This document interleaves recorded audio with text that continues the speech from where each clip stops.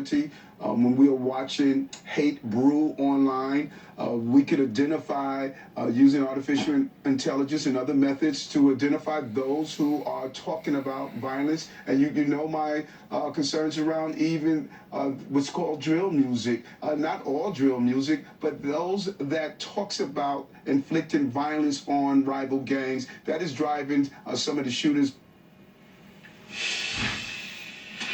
Okay, interesting to hear from the mayor, and I want to go to you first, David, because you have that look in your eye.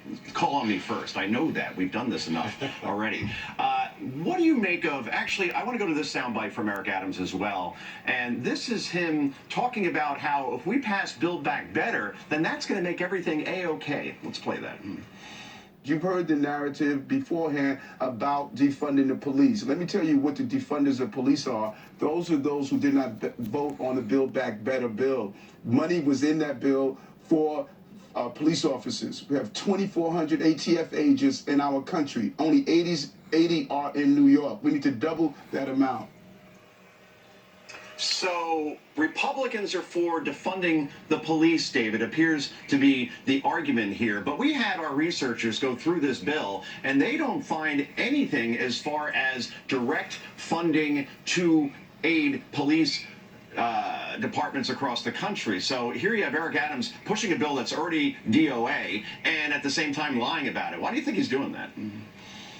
Because in a nutshell, and you can say you heard it here first, maybe somebody else said it on Fox News, but Eric Adams is the Obama of New York. He will give you a cleverly crafted statement that seems to be the truth with a scintilla of potential truth, and it won't mean anything. Look, you're right about the bill. When you look at the 140 ATF agents that would be hired in one scenario under the bill, it would have been for ghost guns enforcement, other gun grabbing policies by the Biden administration and the left. But let's go to the core of this. Eric Adams is deflecting because he won't take responsibility and then he won't take action based on what's worked in New York so far. Over the decades, I've watched New York change from the bad old days to the good. What happened? Stop, question, and frisk. The broken windows theory, going after low-level crimes. He talks about how there is a lower rate of crime versus pre-COVID right now, especially in the subways. But when you're not charging people, whether they're turnstile jumpers or otherwise, you're going to have a lower rate on the ComStat reports. He is effectively lying to the people, deflecting to others who don't have the responsibility, as the NYPD is a mayoral agency, and therefore the mayor, the police commissioner, they're the ones in charge and responsible, and don't expect anything from the New York City Council because they're simply propping up Adams' failed policies. And let's forget Alvin J. Bragg, who ran on the idea of not only defunding, but suppressing, not charging, rewriting his memo, day one memo, about what they won't do. They're emboldening criminals in New York.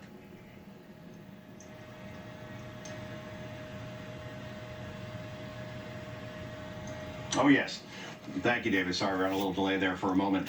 Yeah, let's show the stats here, shall we? But first, let's talk about a letter that we have now found as far as, or at least unearthed as far as, we'll first hear the incidents as far as 2021, 367, 2022, we see that nearly double, a 68% increase. And then this is the letter that we're talking about. In our view, desperately needed resources would be better invested in subway, bus, maintenance, and service improvements. We are urging the MTA to divest from this current model of criminalization. It's quite remarkable. And plus, let's also show this tweet from Alexandria Ocasio-Cortez. She, of course, is the Congresswoman, 14th District, New York. Let's put that up. She says that punishing the poor does not create a safer environment. Instead, it threatens the very foundation of our community. It threatens the very foundation of our community. Nicole, how does that work exactly? Adding more police somehow being a bad thing and bad for the community? Well, Concha, I stopped trying to interpret AOC's tweets a long time ago because a lot of them don't make sense to me.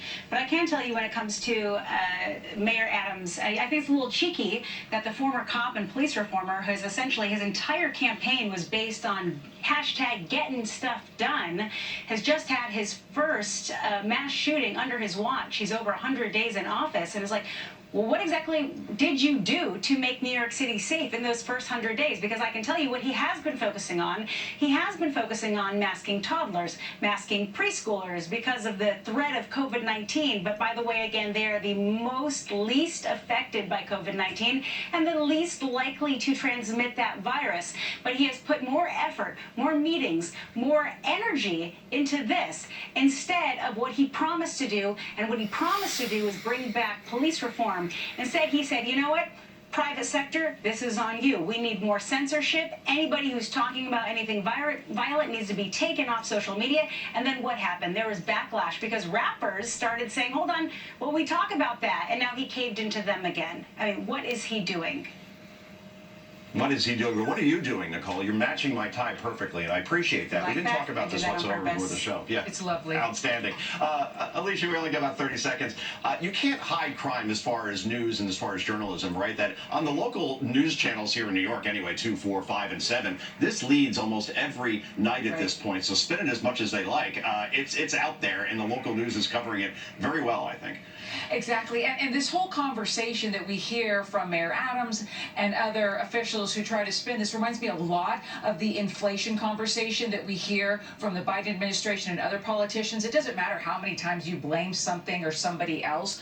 People at home who are feeling it and who see it themselves in their everyday lives know exactly what's going on, and they need more credit for that. Indeed. You know, Joe, Coming if I up. could just have one final thought to this for everyone watching. Yeah, go ahead, man. COVID's not the threat in New York City. Criminals are. That simple. Well, exactly right. More expensive city to live in and a less safe city to live in. Quite a combination. Anyway, coming up, Saturday Night Live takes a shot at free speech. Elon Musk offered to buy Twitter for over $40 billion so he can loosen its free speech rules. That's how badly white guys want to use the N-word. The latest on Elon Musk's bid to take over Twitter. That's next.